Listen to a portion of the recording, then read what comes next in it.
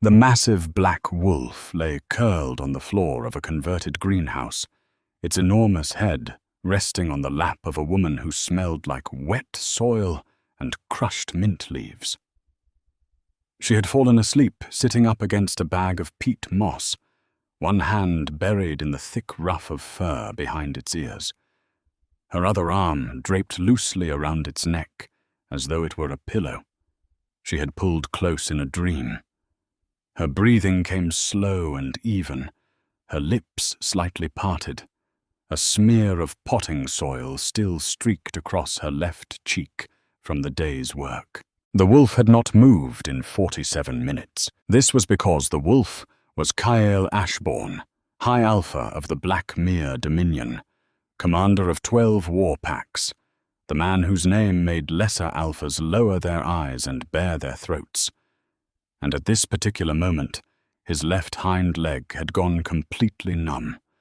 His war council was waiting for him 6 miles to the north, and the small Omega woman, drooling faintly onto his shoulder, smelled so devastatingly like home that he could not bring himself to breathe too deeply, for fear the expansion of his ribs would wake her. He had meant to stay one night to let the gash across his flank stop bleeding before he tracked the rogues who had ambushed his border patrol into the grey mist valley. He had dragged himself through the tree line behind her property, half expecting to die quietly in the drainage ditch behind her potting shed. Instead, he had found her on her knees at 2 a.m, up to her elbows in a hole she had dug to replant a row of foxglove that the rain had torn loose. She had seen him. She had not screamed. That was 3 weeks ago. Elara Voss worked as a propagation specialist at a wholesale plant nursery that supplied garden centers across 3 counties. In practical terms, this meant she spent her days in a humidity-controlled greenhouse, taking cuttings from mother plants, dipping stems in rooting hormone, and coaxing life out of things most people considered dead. She had a particular talent for it. The nursery owner, a cantankerous beta named Drummond, who communicated primarily through grunts and pointed looks at the clock, had grudgingly admitted she was the only employee whose cuttings survived at a rate above 90%. She lived alone on a half-acre of rented land at the edge of grey mist territory, in a house that was technically a converted potting shed with plumbing. The grey mist pack had not formally expelled her. They had simply stopped acknowledging she existed, which was worse in its own mundane cruelty. Her name had been quietly removed from the pack registry 3 years ago, after her mother died, because her mother had been the one with the bloodline connection, and Elara's father had been a human nobody remembered and nobody cared to. The pack's beta administrator had simply not renewed her registration. No confrontation, no dramatic scene. Just a form that was never filed. And then one morning, the pack healer's office told her she was no longer eligible for services. She found out when she tried to pick up a prescription for the chronic inflammation in her wrists from years of repetitive greenhouse work, and the receptionist looked at her screen and said very politely that there seemed to be an error, and perhaps Elara should sort it out with the registry office. The registry office never returned her calls, so she lived alone. She grew things. She talked to her plants with the focused, one-sided intimacy of a woman who had accepted that most conversations would not be returned. And now she had a wolf. The night she found him, the blood had matted his fur into stiff black ropes along his left side. She could see the white flash of something that might have been rib through the torn flesh. Any reasonable person would have called animal control. Elara had instead gone inside, come back with a basin of warm water, a bottle of veterinary antiseptic she kept for the feral cats that sometimes birthed kittens under her porch, and a stack of clean dish towels that had pictures of herbs printed on them. She had knelt beside him in the mud and said quite seriously, "You are going to hold very still, because I am not a veterinarian, and I am going to be making this up as I go." Kael, through a haze of blood loss and what he would later insist to himself was purely tactical calculation, had held very still. She had cleaned the wound with hands that were shaking but methodical. She had packed it with gauze. She had tried to lift him and discovered that he weighed approximately as much as a small sofa, and had instead dragged a tarp under him, hauled him inch by inch into the greenhouse where the floor heating kept the temperature at a steady 20 degrees, and covered him with a wool blanket that smelled like dried lavender and cedar shavings. Then she had sat beside him with her hand on his chest, counting his breaths until the sun came up, because she was afraid if she looked away, he might stop. He should have left the next morning. The wound was survivable. His beta, Ronan, would be searching for him. There were military operations that required his direct command.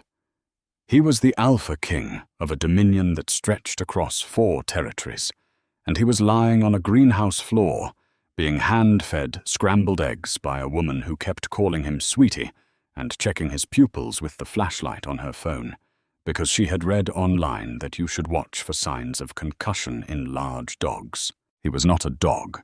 He stayed. The excuses he made to himself were elaborate and increasingly absurd. The wound needed more time to heal. Moving too soon might reopen it. He needed to observe Grey Mist territory from the ground level to assess their border weakness. The eggs were, objectively, very good eggs, and it would be rude to leave before she stopped making them. By the end of the first week, Elara had named him Shadow, trimmed the matted fur around his wound with kitchen scissors, while humming something tuneless and sweet, and built him a bed out of old greenhouse blankets in the corner of her bedroom. Because, she explained to him with perfect sincerity, the greenhouse gets cold at night, and you are still healing, and I will worry.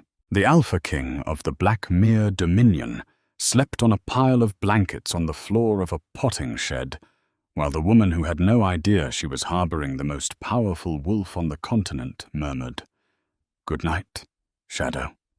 Sleep well," and turned off the lamp. He kept his eyes shut. He did not sleep for hours. By the second week, things had escalated in ways that Kael could not have predicted, and could not, in his own internal reckoning, adequately explain. The bathing incident happened on a Tuesday. Elara came home from the nursery, smelling like peat and rooting hormone, and announced that Shadow smelled, to put it charitably, like a swamp that had recently caught fire, and that they were both getting clean before dinner. She filled the old clawfoot tub she had salvaged from a demolition sale with warm water, and beckoned him with the confidence of a woman who had spent years wrestling 50-pound bags of soil and was not intimidated by large animals. Kael stood in the bathroom doorway and thought about the fact that he commanded 12 war packs. He got in the tub. She scrubbed behind his ears with her fingernails. She used a shampoo that smelled like oatmeal and honey, because she had specifically gone to the pet store on her lunch break and asked what was gentle for sensitive skin. She talked to him the entire time in a low, soothing voice, telling him about her day, about how the new batch of lavender cuttings was finally showing root nubs, about how Drummond had actually said good job today, which was practically a marriage proposal coming from him. The water turned grey with dirt and dried blood.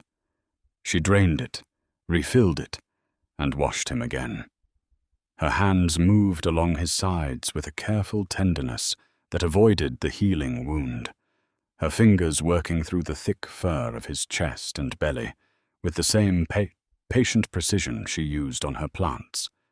She was thorough. She was gentle. She was, at one point, essentially cradling his massive head against her shoulder while she rinsed behind his ears, and the scent of her skin at that distance, crushed mint and warm earth, and something underneath that was purely, unmistakably her.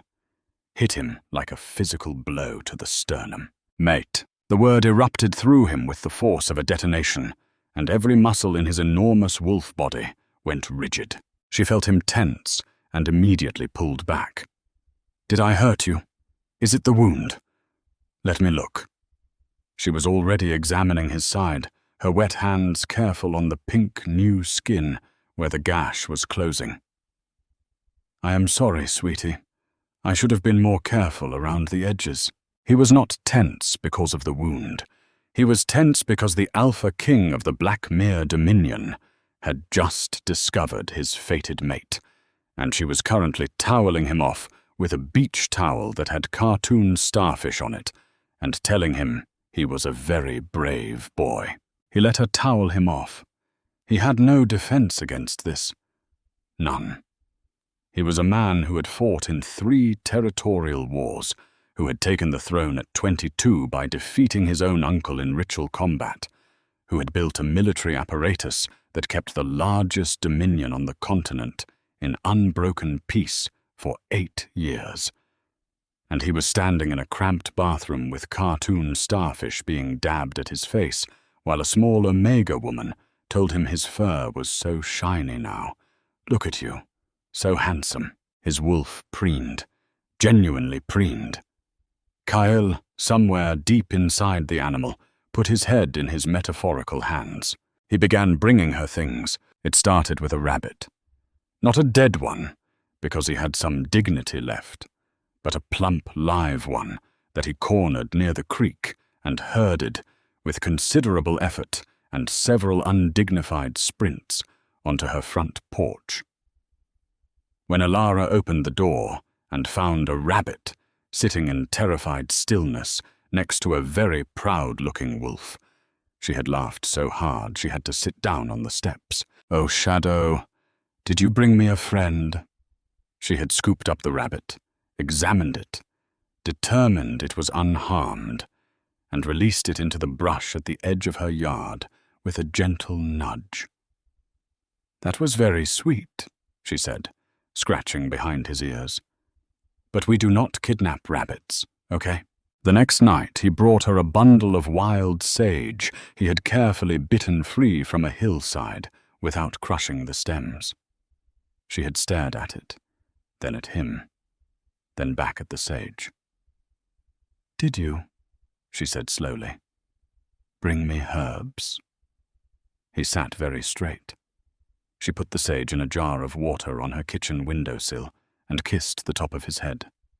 "You are the strangest animal I have ever met," she said, and it sounded like the highest compliment she knew how to give. After the sage came a smooth river stone the exact pale green of her eyes, then a piece of honeycomb he had stolen from a wild hive, enduring 11 bee stings in the process, which she discovered still stuck to his muzzle when he presented it. She had spent 20 minutes picking dead bees out of his fur with tweezers, alternating between scolding him and laughing, and the sound of her laughter became a thing he would have traded his throne to hear again. The gifts escalated. The problems escalated with them, because during the day, in his human form, he had also met her. He had not intended to. Ronan, his beta, had finally tracked him down at the end of the first week, appearing at the edge of the tree line in human form, with an expression that suggested he was reconsidering his life choices. "My king," Ronan had said through his teeth, "you have been missing for 7 days. We found blood." Commander Sable has put the Eastern Division on war footing. The Council is drafting emergency succession protocols. And you are. He had looked at the potting shed, hiding in a greenhouse. "I am conducting surveillance," Kyle said, also through his teeth, because he had shifted to human form behind a tree to have this conversation, and the November air on his bare skin was deeply unpleasant. In a greenhouse, the grey mist border is strategically significant. You are covered in oatmeal shampoo. Kyle had ordered Ronan to stand down the Eastern Division, inform the Council that the Alpha King was on a classified reconnaissance mission, and bring him clothes. Ronan had done all of these things with the silent, suffering efficiency of a man who knew exactly what was happening and was choosing not to say it out loud. Clothed and in human form, Kyle had intended to simply observe, to confirm what his wolf already knew, to see her as a man sees a woman, and then make a rational decision. He had walked to the nursery. He had told himself he was merely verifying her identity for strategic purposes. He had pushed open the door of Greenhouse 4 and found her standing at a propagation bench with her hair pinned up in a messy knot, her hands dusty with perlite, carefully slicing a stem at a 45-degree angle with a razor blade. She was talking to the cutting. "Come on," she murmured, holding it up to the light to examine the node. "You have got at least 2 good eyes on this section. You can do this. I believe in you." Then she had looked up, seen him standing in the doorway, and the razor blade had slipped and nicked her thumb. "Oh," she said. "Ow." Then blinking at him, "Sorry. Are you looking for Drummond?" "He is in the office." "Probably. Unless he is hiding from the sales rep again, in which case try the parking lot. He sits in his truck and pretends he is not here." Blood was welling from the cut on her thumb. Without thinking, Kyle crossed the greenhouse in 3 strides, took her hand, and pressed the pad of his own thumb against the wound to stop the bleeding. The touch sent a jolt through his body that he felt in his teeth. She stared at their joined hands. Then she stared at him. Up close, her eyes were the color of new growth on a willow branch, pale green and startlingly clear. "You," she said, "have very intense eyes. Has anyone ever told you that?" He had been told many things about his eyes, that they were frightening, that they could command silence in a room of 300 wolves, that they were the color of molten iron and just as unforgiving. No one had ever said intense like it was an observation about the weather. Neutral, almost friendly, as though the most powerful alpha on the continent was simply a man with notably vivid eye color who had wandered into her greenhouse and grabbed her hand. "I am Kyle," he said, because his brain had apparently stopped producing useful thoughts. "Elara," she said, "you can let go of my thumb now." He did not want to let go of her thumb. He let go of her thumb. After that, he found reasons to return. The nursery needed a large order of native species for a restoration project that he fabricated and assigned to Ronan to administer.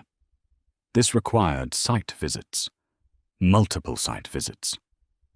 Kyle toured the greenhouses with the intensity of a man who had never seen a plant before, asking questions about soil pH and root development with a focus that Elara found either flattering or alarming.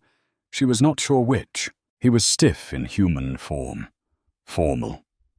He held doors for her with the rigid courtesy of a man who had learned manners from a military protocol manual. When she made jokes, he did not laugh, but something happened in his jaw that suggested laughing was occurring internally and being suppressed. He did not know how to talk to her, not the way Shadow knew. Shadow could curl up beside her on the greenhouse floor and press his nose against her neck and breathe her in, and she would laugh and push at his massive head and say, "You are ridiculous." And it was easy. It was the simplest thing in the world. But Kyle stood 3 feet away from her at all times and discussed container gardening with the intensity of treaty negotiations, and did not know what to do with his hands. Elara, for her part, found the entire situation confusing. "Shadow," she said one night, lying on her bed with her arm draped over the wolf on the floor beside her.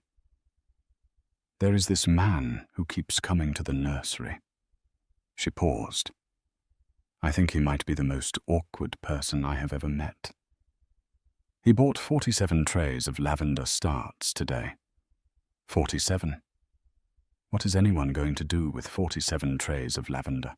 Kyle, on the floor, stared at the wall with the fixed intensity of a man who had in fact ordered 47 trays of lavender for a restoration project that did not exist, and was now going to have to figure out where to plant 3,000 lavender seedlings. "He is sort of," she continued, rolling onto her side so she could look down at him. Her hand found the spot behind his ear that made his left hind leg twitch involuntarily, a fact he found humiliating. "He is sort of beautiful, actually, in a scary way. Like a hawk. You know how hawks look? Like they are either going to eat you or ignore you, and both options are equally terrifying." His wolf made a sound that was not quite a growl and not quite a whine. "But he is also," she said, and her voice went softer, quieter, the way it did when she was being honest about something fragile. "He is also sort of careful, like he is holding everything in all the time, like he is afraid he will break something." She was quiet for a moment. "I know what that feels like," she said. "Holding yourself still so you do not bother anyone. Making yourself small so nobody has a reason to push you out." Kyle closed his eyes. Her hand kept moving in his fur. Slow, absent, rhythmic. The scent of her filled the small room, mint and earth and the sweet green undertone of things growing. "I told the rabbit I believed in it today," she said, and laughed quietly at herself. It was a cutting, actually, not a rabbit. But I talked to it like it was a person. Drummond thinks I am insane. Maybe I am. She exhaled. Maybe I am just lonely, Shadow. Maybe that is all it is.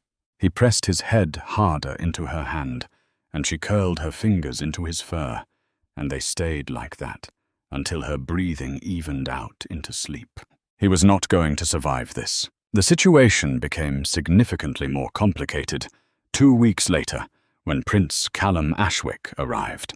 Callum was the second son of the Ashwick territory, a neighbouring dominion that had been negotiating a trade alliance with Blackmere for the better part of a year. He was tall, blonde, possessed the kind of easy charm that Kyle had always found suspicious in other men, and he had come to Greymist to inspect the border territory that was, in theory, the subject of Kyle's fabricated reconnaissance mission.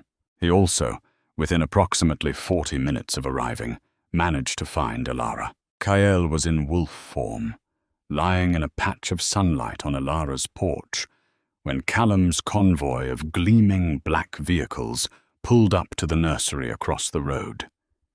He watched through half-closed eyes as the prince stepped out, stretched, and wandered into Greenhouse 4 with the casual entitlement of a man who believed every room was improved by his presence. Through the open greenhouse door, Kyle heard Callum say something he could not quite make out. Then he heard Alara laugh, not the quiet, private laugh she gave Shadow. A real laugh.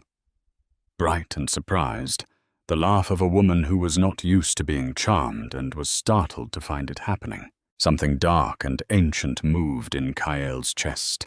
His claws extended into the porch boards. The wood groaned. He should not have watched.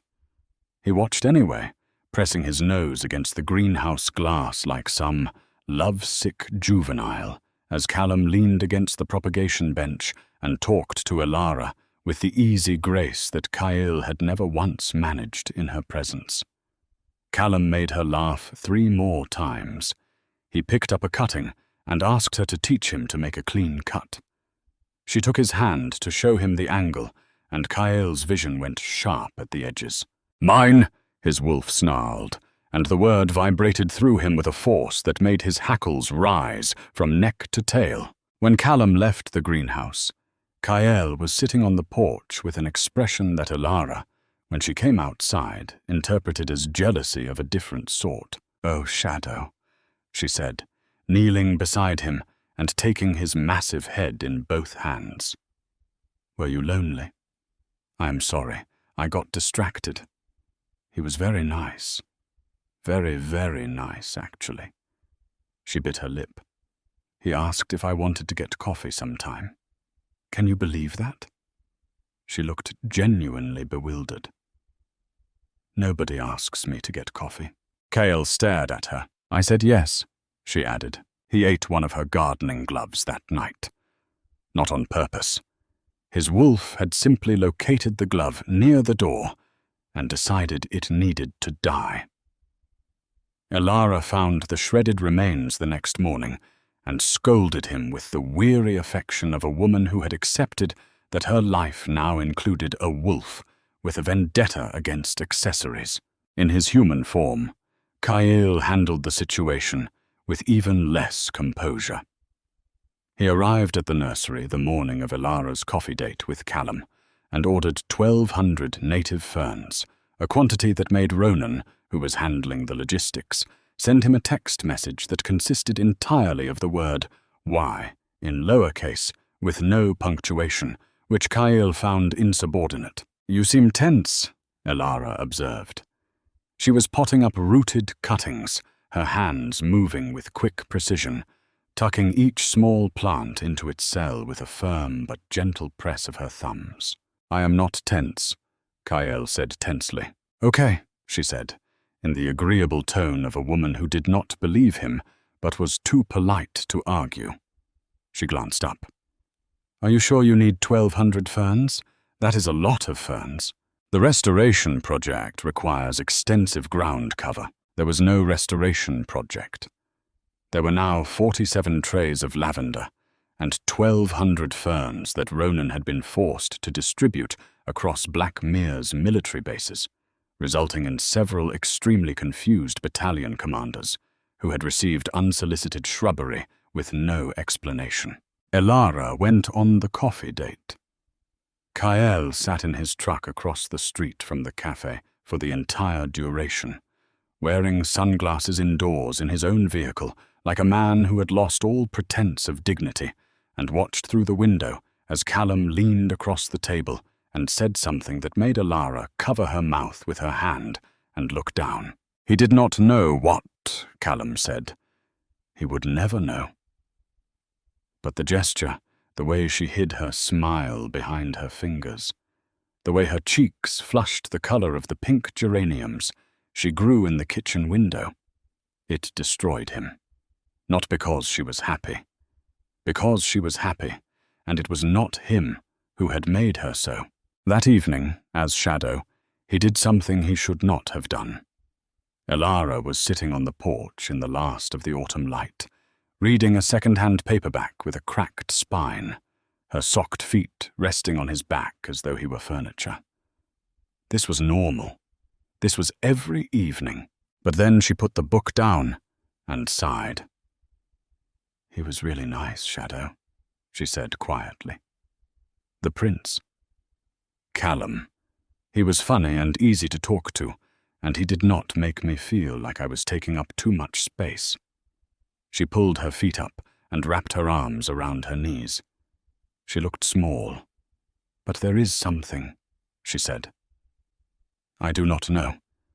There is something in my chest that keeps—" She pressed her hand against her sternum, pulling, like a compass needle, and it is not pointing at him. Kyle stopped breathing. She looked at him. Her pale green eyes were glassy in the low light. "Am I broken?" she asked. She was not really asking him. She was asking the universe, or herself, or the unnamed emptiness that lived in the space where a pack bond should have been. Is there something wrong with me, that I cannot just be happy when someone nice shows up, that I keep wanting something I cannot even name? He rose from the porch floor, all 180 pounds of war wolf and coiled restraint, and pushed his head under her arm. She made a sound that was half laugh, half sob, and wrapped both arms around his neck and buried her face in his fur. She smelled like salt and crushed mint and something that ached, his wolf said. "Tell her." His human mind said, "Not yet." Not like this. She does not not know what she would be agreeing to. She does not know who you are.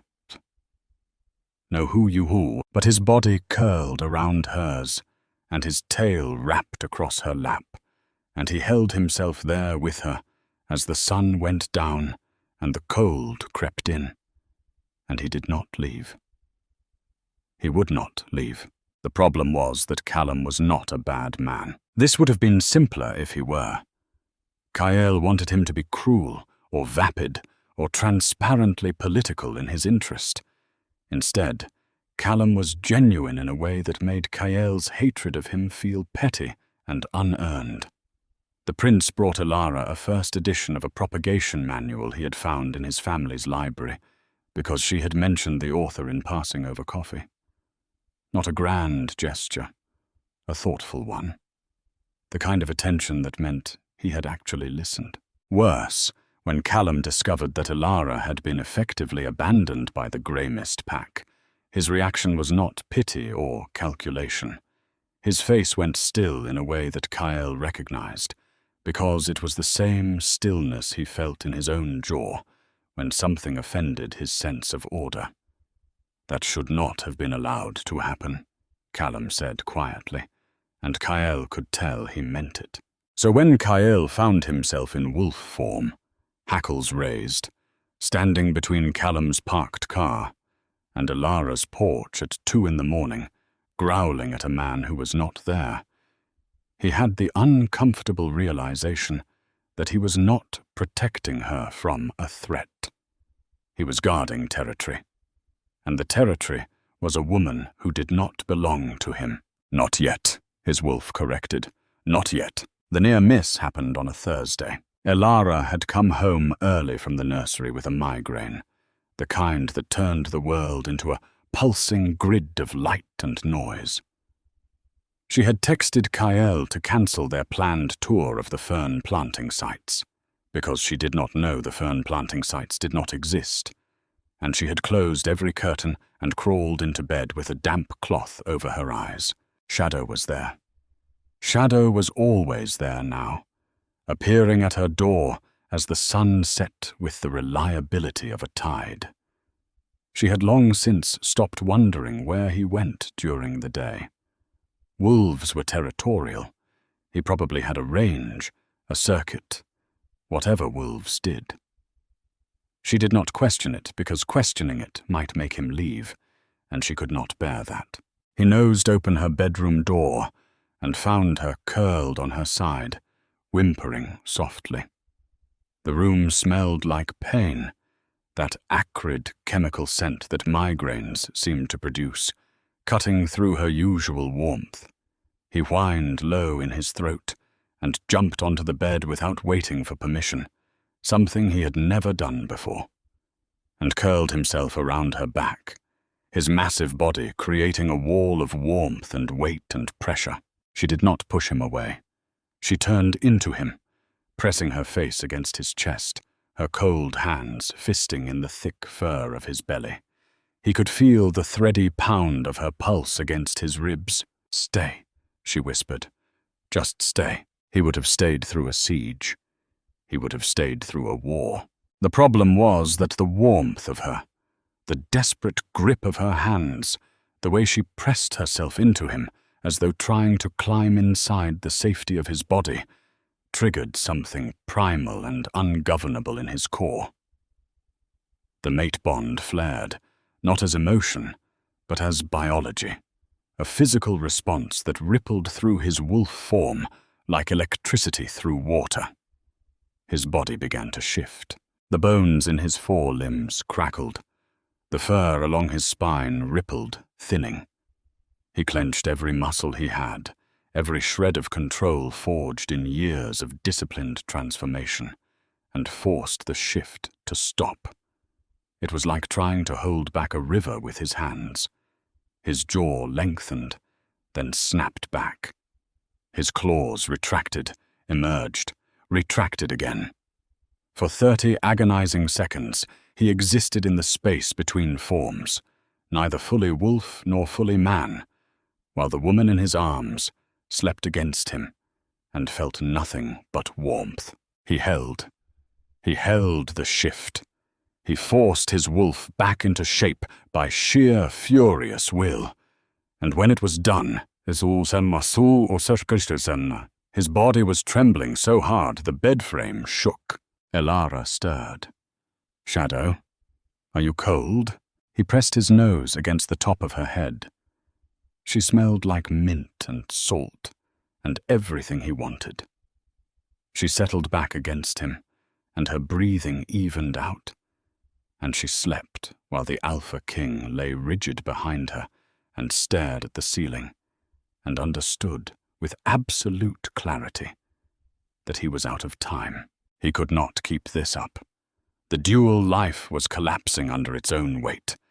Every moment in wolf form was borrowed, and every moment in human form was insufficient, and the space between the two was filling with a lie that grew heavier each day.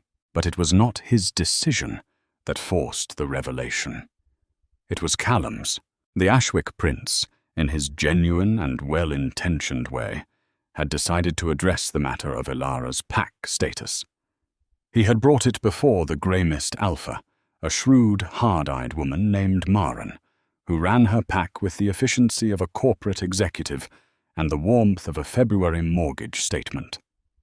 Callum proposed that Elara be formally reinstated, her pack registration renewed, her access to healers and community resources restored.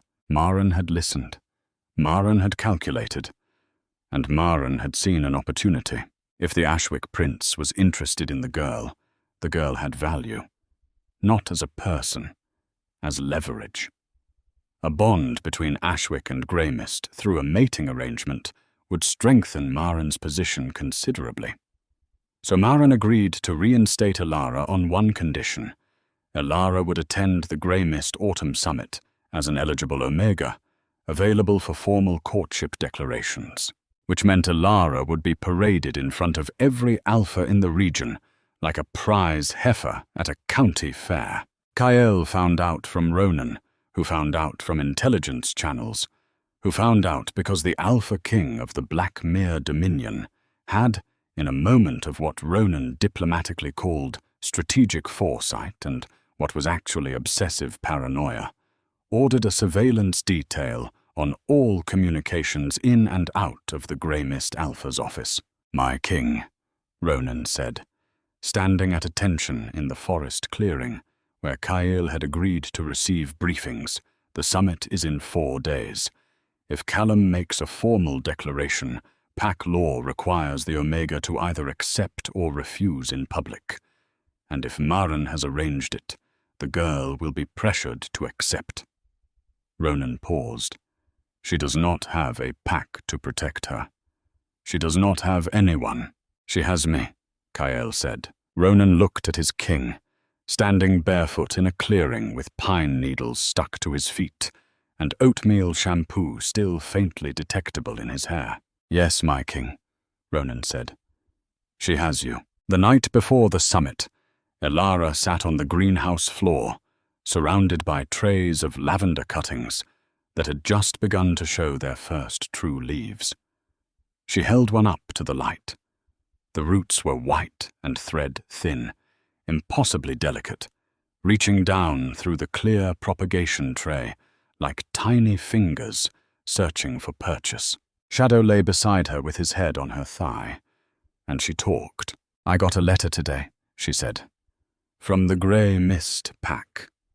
Her voice was carefully neutral in the way that meant it was not neutral at all. "They want me to come to the summit. After 3 years of—" She paused. "After 3 years, they want me to come to the summit as an eligible Omega." She set the cutting down. "I think Callum did something. Pulled strings. He is like that. He just does things because they are right and does not think about the politics." She exhaled. "But Maren does not do anything without politics. So either I show up and let them use me as a bargaining chip, or I refuse and give them the excuse they need to pretend I chose to leave." She looked down at him, Her eyes were dry. The grief in them was old and settled, the kind that does not cry because it has been crying for years and has gone past it into something quieter and harder. "Sometimes I think you are the only one who actually chose me," she said. She ran her hand along the ridge of his skull. "You just showed up and stayed. No conditions, no forms, no registry. You just stayed." He closed his eyes. The warmth of her hand on his head was unbearable in its gentleness. "I wish," she said, and stopped. She swallowed. "I wish I could explain this thing in my chest. This pulling. It has gotten worse. It feels like—" She pressed her fist against her sternum again, "like something is trying to come home, and I do not know how to open the door." The mate bond. She was feeling the mate bond. Incomplete, unnamed, unsouled, one-sided, but there, pulling at her like a current she could not see.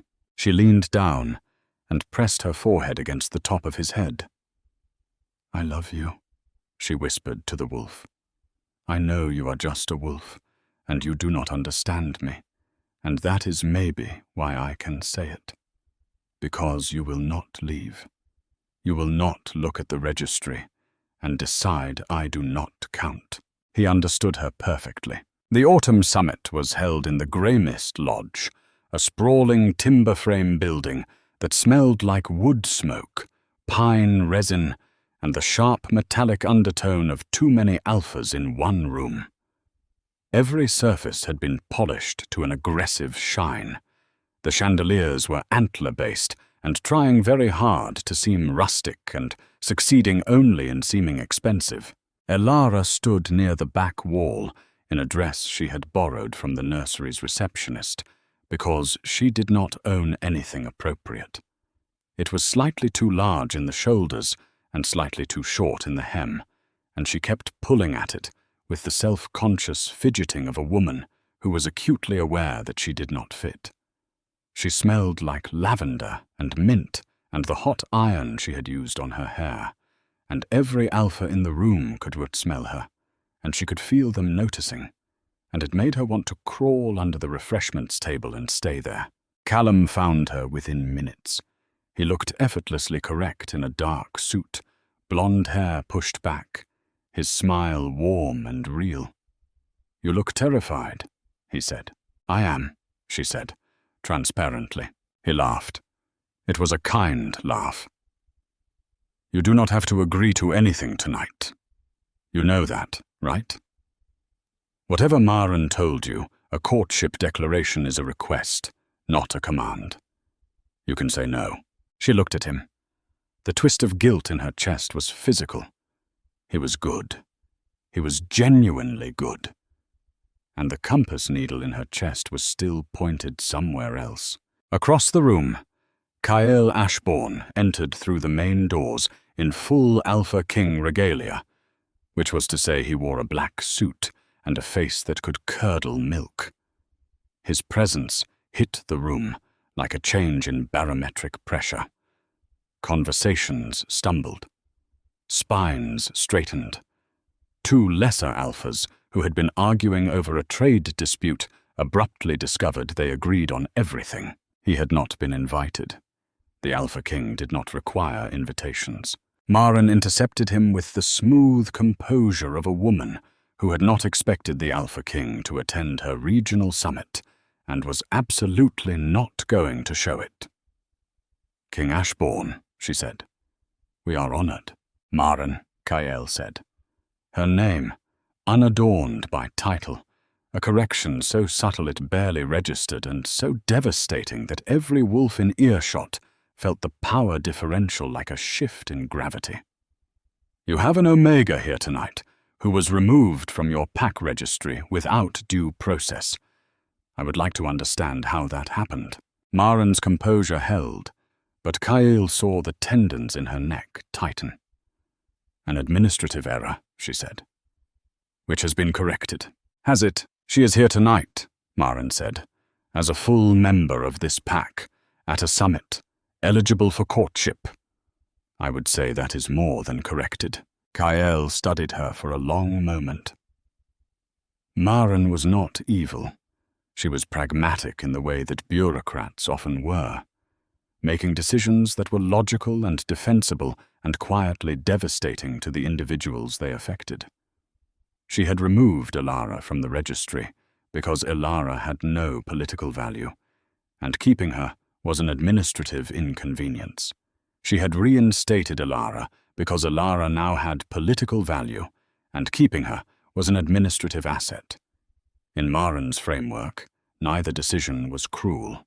Both were efficient.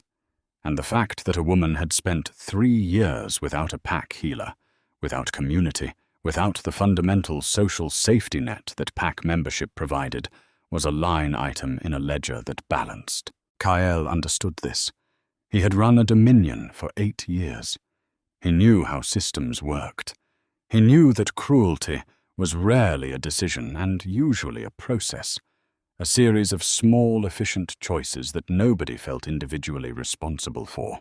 He still wanted to put his fist through the refreshment table. Instead, he walked toward the back wall, where Elara stood with Callum, and the crowd parted for him, because the crowd always parted for him. And when he reached her, she looked up at him with those pale green eyes, and something in his chest rearranged itself into a configuration it had never been in before and would never leave. "Kael," she said. Her surprise was genuine. "What are you doing here?" Callum extended his hand with the easy grace of a man who knew exactly who Kael was and was not intimidated because Callum was either very brave or very stupid, and possibly both. "King Ashbourne," he said. "Prince Callum Ashwick. I have been looking forward to meeting you. Your Fern initiative has been the talk of our botanical society." Ronan, standing 10 feet behind Kael, closed his eyes in silent agony. Kael shook Callum's hand with the precise pressure of a man who was exercising superhuman restraint. "Prince Callum," he said, "I understand you have been spending time with Miss Voss." Elara frowned. "How do you know my last name?" "I never told you my last name." The silence that followed was the specific silence of a man who has made a tactical error and knows it. Callum, unaware of the minefield he was dancing through, smiled. "She is remarkable, is she not? I was actually hoping to speak with you about her pack status." The removal was irregular, and I believe a formal inquiry. He was interrupted by the sound of the lodge's main doors slamming open. 3 wolves entered, not in human form, in full shift.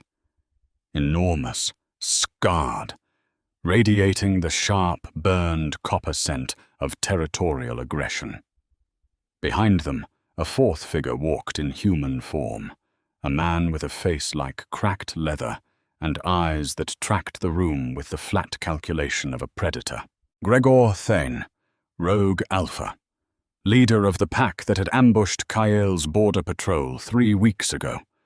The wolves who had given Kael the wound that sent him bleeding into Elara's drainage ditch. He had come for the summit. Or more precisely, he had come because word had spread that the Alpha King was here, and Gregor Thane had a grievance, and rogues did not file formal complaints. They made statements. Gregor's eyes found Kael across the room. "Alpha King," he said, his voice carrying the ragged edge of a man who had been living in the woods for too long and had forgotten how indoor voices worked.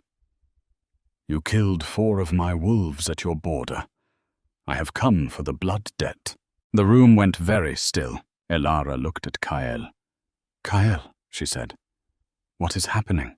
Everything happened at once. Gregor's wolves lunged, not at Kael, because even rogues knew better than to attack the Alpha King head-on, at the crowd, at the civilians, at the woman standing beside the back wall in a borrowed dress that was too large in the shoulders. Kael moved before thought. His body shifted between heartbeats, the suit shredding as his form exploded outward, and where a man had been standing a wolf now stood, massive and black and terrible, jaws open, eyes blazing the deep gold of a fully manifested alpha in lethal fury. He hit the first rogue mid-leap, his jaws closing on the wolf's shoulder with a crack that echoed off the timber beams. The second rogue came from the left, and Kael caught it with a sweep of his forepaw that sent it crashing through a table laden with canapes and decorative gourds. The third rogue had circled wide. It was going for Elara. Callum stepped in front of her. The prince shifted in a burst of blonde fur, his wolf form lean and fast, and he intercepted the rogue with a snarl that was more courage than calculation. The rogue was bigger. Callum did not care. He held the line for the 3 seconds it took Kael to cross the room, and then the Alpha King's jaws closed around the rogue's neck, and the fight was over. Gregor stood alone by the doors. His wolves were down. His face held a strange expression, not fear exactly, but something like recognition. He looked at the massive black wolf standing over his defeated pack, and he looked at the Omega woman pressed against the wall behind the blonde prince, and something in his expression shifted. "She is yours," Gregor said quietly.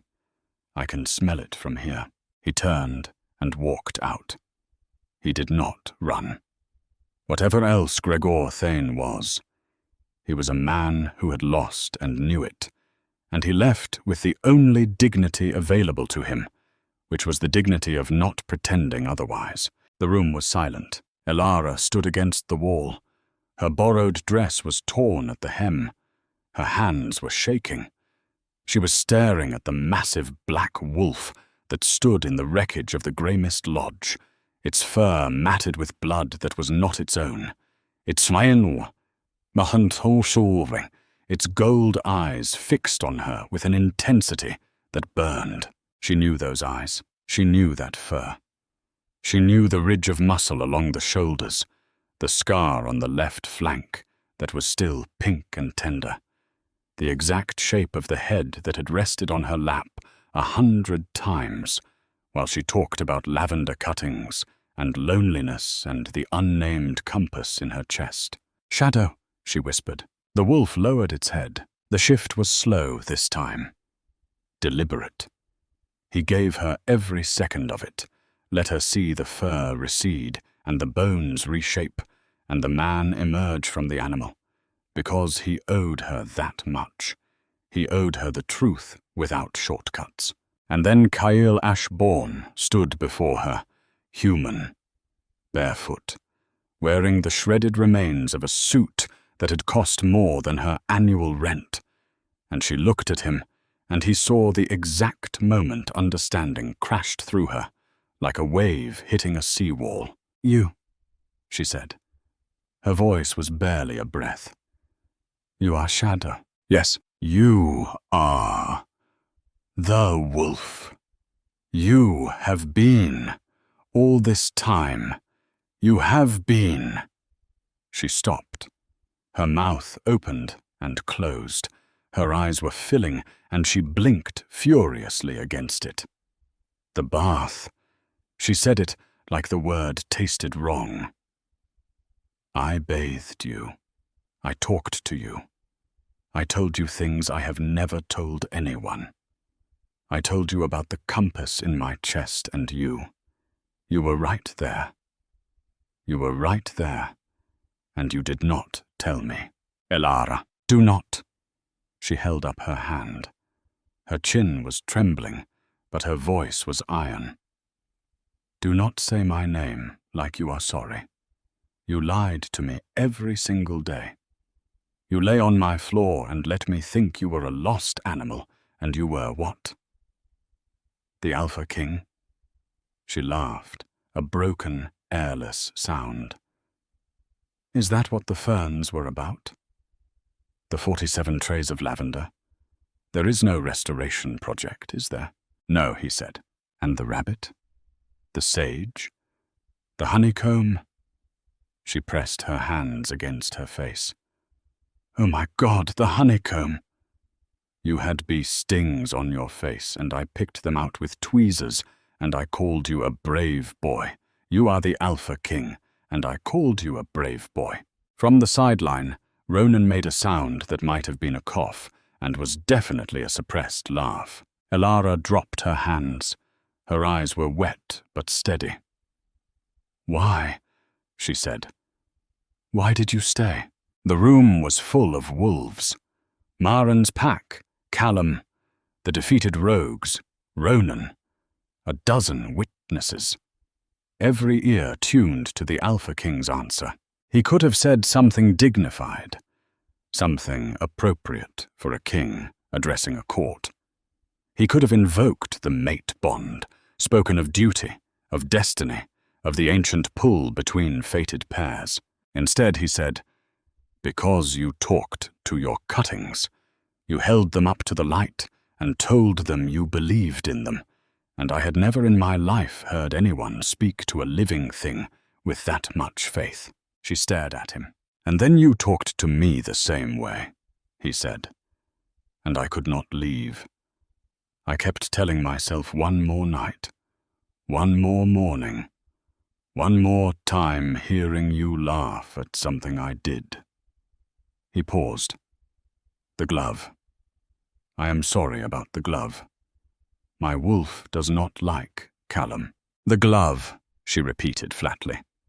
"You ate my gardening glove because you were jealous of a prince." From across the room, Callum, back in human form, and bleeding from a gash on his shoulder that he did not seem to notice, said, "To be fair, I did bring her a first edition propagation manual. That is fairly provocative." Elara looked at Callum, then at Kael, then at the ceiling, as though asking it for patience. "I need you to leave," she said to Kael, "right now. I need to think, and I cannot think when you are standing here looking like that." "Like what?" "Like you mean it," she said, and walked out of the lodge. He let her go. It was the hardest thing he had ever done, and he had taken a throne by combat. She did not come to the greenhouse that night. She went to the nursery and sat alone in Greenhouse 4, among the propagation benches and the trays of cuttings she had coaxed into life, and she cried, and then she stopped crying, and then she repotted an entire flat of rosemary starts, because her hands needed to do something or she would scream. At 3 a.m, she heard a sound at the greenhouse door. Not a knock. A scratch, low, tentative, apologetic. The scratch of a wolf who was not sure he was welcome. She opened the door.